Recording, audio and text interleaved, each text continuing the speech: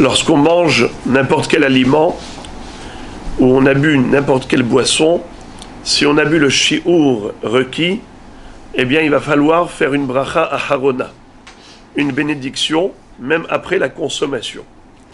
Quel est le shi'ur, quel est le volume nécessaire pour du solide? C'est kazaït. Le volume d'une olive, c'est 27 grammes. Pour du liquide, c'est revi'it, 81 grammes, 8 centilitres,1. Ce n'est pas beaucoup. Dans un verre classique, vous avez à peu près 20 centilitres, à peu près le tiers. Au niveau de la boisson, on l'a déjà expliqué une fois, il faut boire d'un trait, le revi'it, c'est 8 centilitres,1, pour être hayav de bracha aharona. Et par contre, pour la consommation d'un aliment solide, alors il faudra manger ce kazaït en l'espace d'à peu près entre 4 et 6 minutes. De préférence, moins de 4 minutes, manger les 27 grammes. Ça se fait assez facilement. Là, on est tenu de faire la bracha aharona. Maintenant, il y a des différentes bracha aharona en fonction de l'aliment. Par exemple, si on mange l'un des 7 fruits d'Eretz Israël, quelle est la bracha aharona? Eh bien, c'est ce qu'on appelle Birkat Me'en Shalosh. Qu'est-ce que ça veut dire Birkat Me'en Shalosh? C'est la bracha que l'on connaît pour les gâteaux, on va dire Ala Mihya ve'ala Kalkala ve'al Tenuvat Asadeh. Si c'est pour des fruits, comme par exemple des figues, des dattes, des grenades, des olives, n'est-ce pas? Tout cela, pour tout ça, qu'est-ce qu'on fait? Al ha'etz ve'al peri ha'etz ve'al tenuvat hasadeh. Donc c'est le même formulaire, sauf que on change le titre.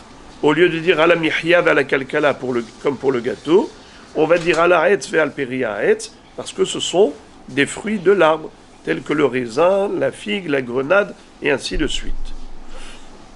Par contre, si on mange quelque chose qui ne correspond ni à l'un ni à l'autre, c'est-à-dire c'est ni des céréales, donc c'est pas du blé et de l'orge, hita ou seora, et ni des 5 autres fruits de l'arbre, gefen, te'ena, rimon, zaïtama, alors dans ce cas-là, quel bracha fait-on? Boré, nefashot, rabot, vechesronan. Et d'ailleurs, cette bracha de boré, nefashot, elle est valable pas seulement pour des fruits de l'arbre, même les fruits de la terre. N'importe quel légume que je mangerai, si je mange kazaït, je dois faire bracha aharona. Qu'en est-il du cas où j'ai mangé un légume plus un gâteau? Qu'est-ce que je fais? 2 brachot.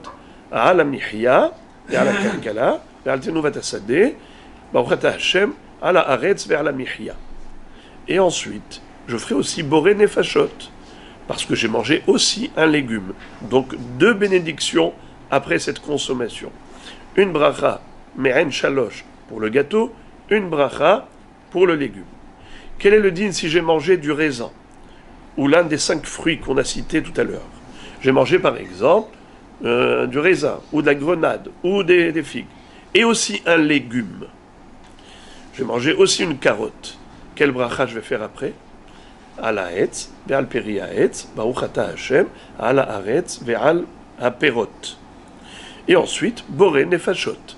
Baruch ata Hashem, boré nefashot rabot vechesronan sur la carotte. Maintenant, je vous pose une question, c'est une devinette. Quel est le din si j'ai mangé des raisins, par exemple, ou de la grenade, ou de la figue, et aussi une pomme? D'accord? Quelqu'un qui mange une pomme toute seule, il a mangé kazaïd de pomme. Quel bracha harona il fait? Évidemment, boré nefashot rabot. Alors maintenant, je vous pose la question. Quelqu'un qui a mangé des raisins et une pomme. Au début, quel bracha il a fait? Baruch ata Hashem Elokeinu melech haolam, boré peri haaretz. Je vous pose la question maintenant. Dites-moi, qu'est-ce qu'il doit faire après la consommation des raisins et de la pomme? Il a quitté la pomme. Il a quitté la pomme. Quel est le din s'il avait pris une carotte? Il devrait faire boré nefashot. Et maintenant qu'il a mangé une pomme, Normalement, une pomme, qu'est-ce qu'on fait après une pomme? Après une pomme, qu'est-ce qu'on fait? René Fachot. Pour la pomme seule. Oui. Si on a fait la première prière à Etz, ça quitte la pomme ou pas? Ah, c'est ma question. Ah. Eh bien, oui, vous avez bien répondu. Étonnamment, on ne fera pas Boré Nefashot pour la pomme après avoir mangé les raisins et la pomme. On ne fera qu'une seule bénédiction. Al ha'etz ve'al peri ha'etz ve'al tenuvat hasadeh. La bracha que l'on appelle Me'en Shalosh, ça suffira pour acquitter les deux. Si j'avais mangé un légume et l'un des fruits d'Eretz Israël, j'aurais dû faire deux bénédictions après. Une pour le légume, une pour les fruits d'Eretz Israël, et l'un pour le légume. Mais maintenant que c'est ha'etz, eh bien vous avez bien répondu. Comme on dit clairement, al ha'etz ve'al peri ha'etz, eh bien, en effet, on est quitte, on n'a pas besoin de faire la bracha harona pour la pomme spécialement, c'est déjà inclus, et on est acquitté par la bracha de al ha'etz ve'al peri ha'etz. Et enfin, je terminerai, et vous allez m'expliquer s'il vous plaît, dites-moi comment? Très bien. Quel bracha harona on fait si j'ai mangé des gâteaux et aussi l'un des 7 fruits d'Eretz Israël? Ala mihya, ve'al ha'etz, ve'al peri ha'etz. En une seule fois, exactement, dans une seule bracha. Si j'ai bu aussi du vin, eh bien j'inclus 3 choses. Ala mihya, ve'al gefen, ve'al peri ha'etz. Quelle est la différence si je mange des fruits qui ont poussé en Israël? Ah oui. L'un des 7 fruits. Ils peuvent pousser soit en Israël, soit à Chutz La'aretz. Quelle est la différence? C'est à la fin. Est-ce qu'on dit ala haaretz ve'ala perot ou on dit ala haaretz ve'al peroteha? Bravo. Peroteha, c'est fruits, puisque ce sont des fruits qui ont poussé en Israël. Ou bien si c'est du vin qui est par exemple du Carmel ou le Rikanati d'Israël et ainsi de suite. Quel bracha vous dites? Ala haaretz ve'al peri gafna. Bravo. Peri gafna, pas peri gefen. Ça, c'est quand on est en Chutz La'aretz, on dit peri gefen. Quand on prend du vin qui a poussé en Israël, on dit al peri gafna. Si c'est du gâteau qui est fabriqué avec la farine qui a poussé en Israël, qu'est-ce qu'on dit? Ala haaretz ve'al mihyata. Ve'al mihyata. Alors, regardez Rabotai, je vais terminer en vous posant une question. Dites-moi pourquoi ça s'appelle Birkat Me'en Shalosh. Pourquoi la bracha de Ala Mihya, vers la Kalkala, ou bien de Ala Gefen, la Priya Gefen, ou bien l'Aretz, la Priet, pourquoi ça s'intitule dans la Halacha, dans la Gemara, dans la Mishnah, ça s'appelle Birkat Me'en Shalosh. Comment? Bravo. C'est par rapport aux 3 bénédictions de Birkat Hamazon. Quelles sont les 3 bénédictions? Hazan et Akol. Dans Birkat Hamazon, qu'est-ce qu'on dit aussi? Ala Haaretz ve'al Hamazon. Et aussi, qu'est-ce qu'on dit? Bonei Yerushalayim. Baruch ata Hashem Bonei Yerushalayim. Ce sont 3 bénédictions pour Birkat Hamazon.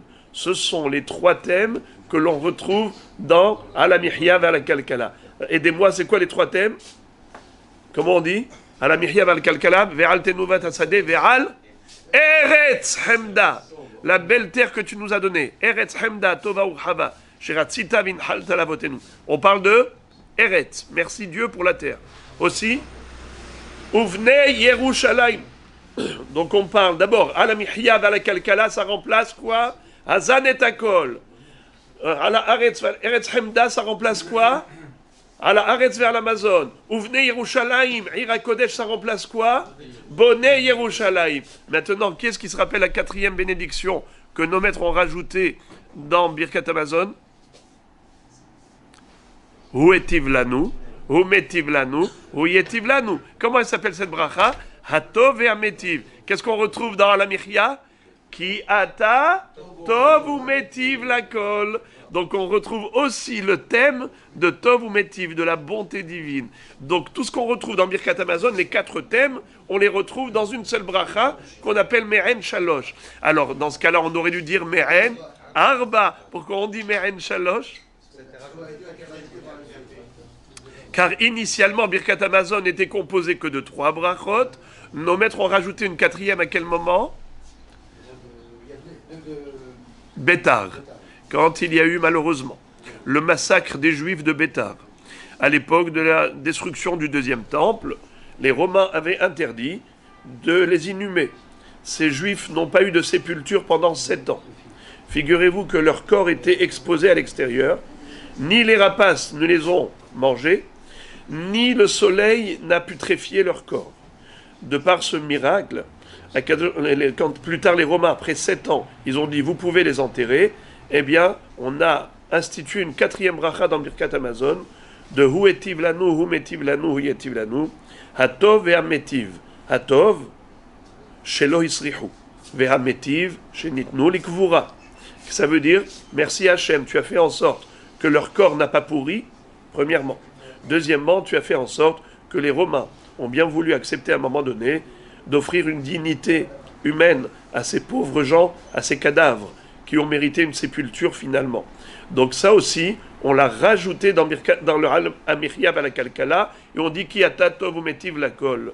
Mais ça a conservé le titre de Me'en Shalosh, puisque Minatora, Birkat Hamazon, n'est constitué que de 3 bénédictions et pas de 4. C'est pour ça qu'on appelle ça Me'en Shalosh, comme 3 bénédictions. ברוכים תהיו. אמר רבי אלעזר, אמר רבי חנינא, תלמידי חכמים מרבים שלום העולם שנאמר בכל